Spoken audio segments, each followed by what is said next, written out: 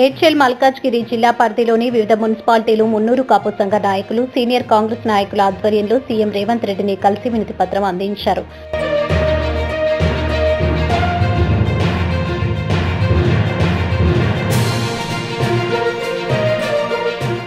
ఈ సందర్భంగా Jawahar Nagar municipal corporation Munnuru Kapu సంఘం అధ్యక్షులు పసుపురెడ్డి వీరభాస్కర్ బిజిలీ టీవీతో మాట్లాడుతూ గత ప్రభుత్వం ఆధ్వర్యంలో మేడ్చల్ నియోజకవర్గం పరిధిలోని మున్నూరు కాపు సంఘ నాయకులకు, ప్రజలకు, ఆయా కుటుంబాలకు తీరని అన్యాయం జరిగిందని, తన కమ్యూనిటీ సంఘం అభివృద్ధి కోసం, ఐక్యత కోసం మున్నూరు కాపు కుల సంఘ భవనం కావాలని, ఇందుకుగాను 2000 గజాల స్థలాన్ని కేటాయించాలని సీఎం రేవంత్ రెడ్డిని ఈ సందర్భంగా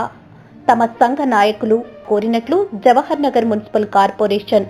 కాపు సంఘం అధ్యక్షులు పసుపురెడ్డి వీరభాస్కర్ ఈ సందర్భంగా బిజిలీ టీవీతో తెలియజేశారు.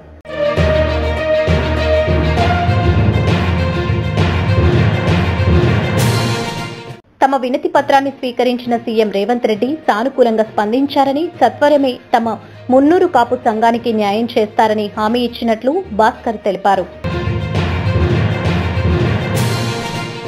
ఈ కార్యక్రమంలో మేడ్చల్ నియోజకవర్గ కాపు సంఘం నాయకులు ఆకుల సురేష్, మామిళ్ల శ్రీనివాస్, నాగారం మున్సిపాలిటీ నాయకులు మహేందర్ సింగన,